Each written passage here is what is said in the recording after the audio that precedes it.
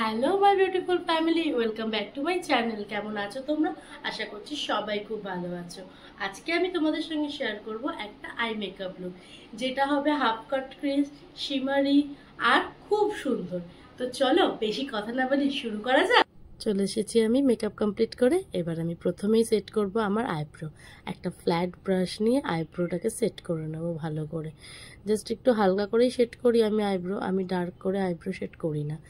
তারপর আমি আইব্রোর আর নিচটা একটুখানি কনসিলার দিয়ে ক্লিন করে নিচ্ছি। ক্লিন করে আই মেকআপে একটুখানি বেসটা সেট করে নিচ্ছি। জাস্ট হালকা করে ক্লিন করে নিচ্ছি, নিচটাই ক্লিন করব, ওপরটা ক্লিন করার দরকার নেই। আর আই বেসটা সেট করে নিচ্ছি। আই বেসটা লাগানোর পর ভালো করে ব্লেন্ডিং করে নিতে হবে আমাদেরকে, কারণ বেসটা যাতে কেকি না হয়ে যায়। আমার দুটো আইতেই বেস বসানো কমপ্লিট। এরকম একটা ছোট ফ্লাপি ব্রাশ নিয়ে আমাকে ট্রানজ্যাকশন শেডটা ক্রিয়েট করতে হবে। যেহেতু আমি নিউড আই মেকআপ করবো, তাই আমি ট্রানজ্যাকশন শেডটা ব্রাউন কালারের নিয়েছি। একদম লাইট ব্রাউনটা নিয়ে আমি ট্রানজ্যাকশন শেডটা করে নিচ্ছি। ও, আমি তো ভুলেই গেছি যে আন্ডার আইতে পাউডার দিয়ে বেক করতে হবে। তোমরা কিন্তু ভুলো না, তোমরা আই শ্যাডো অ্যাপ্লাই করার আগে কিন্তু বেকটা করো। আমি যেহেতু ভুলে গেছি তাই আমি এখন করলাম। তারপর এরম একটা পয়েন্টেড ব্রাশ দিয়ে একটা ডার্ক ব্রাউন শেড নিয়ে ভালো করে ক্রিস লাইনটাকে ক্রিয়েট করতে হবে। ভালো করে ক্রিস লাইনটা ক্রিয়েট করলে কিন্তু আই মেকআপটা দেখতে সুন্দর লাগবে। তাই একটা ভালো ব্রাউন কালারের শেড নিয়ে একটু ডার্ক ব্রাউন নেবে, আর একদম ডার্ক নেবে না, হালকা ডার্ক ব্রাউন কালারটা নিয়ে ট্রানজ্যাকশন শেডের নিচে ক্রিস লাইনটা ক্রিয়েট করার চেষ্টা করবে। ক্রিস লাইনটা ক্রিয়েট হয়ে গেলে তখন একটা ছোট ফ্লপি ব্রাশ নিয়ে চেষ্টা করতে হবে ওই ক্রিস লাইন আর ট্রানজ্যাকশন শেডটাকে মিক্স করার। ভালো করে ক্রিস লাইন আর ট্রানজ্যাকশন শেডটা মিক্স করে নিতে হবে। মিক্স করে নিলে তাহলে আর লাইন বোঝা যাবে না, আই মেকআপটা দেখতেও খুব সুন্দর আর গ্লসি হবে।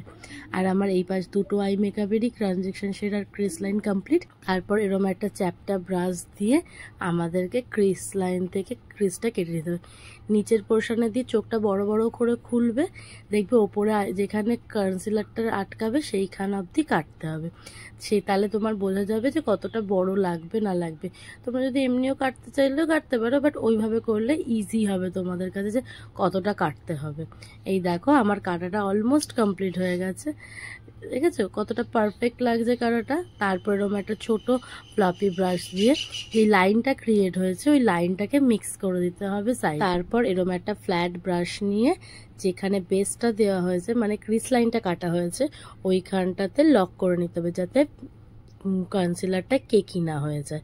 ভালো করে অ্যাপ্লাই করার পর দুটো চোখেই অ্যাপ্লাই করে নেওয়ার পর দেখো ওটা আর কেকি হবে না। তারপর আরেকটা ফ্ল্যাট ব্রাশ নিয়ে এবার একটা শিমার অ্যাপ্লাই করতে হবে।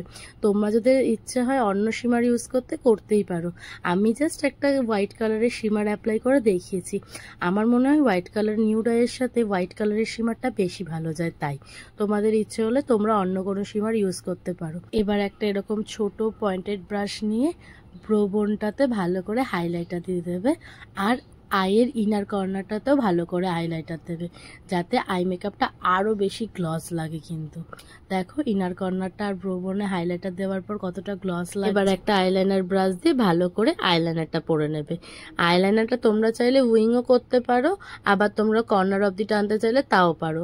আমি হালকা করে উইং টেনেছি, কারণ আমার ভালো লাগে যে যখন আমি নিচের আন্ডার আইটা স্মাচ করবো তখন যাতে আইলাইনার সঙ্গে স্মাচ হয়ে যায়, সেটা দেখতে আমার বেশি ভালো লাগে। ওর জন্য আমি যখনই পড়ি একটু উইং করে পড়ি, তাহলে চোখটাও টানা টানা লাগে।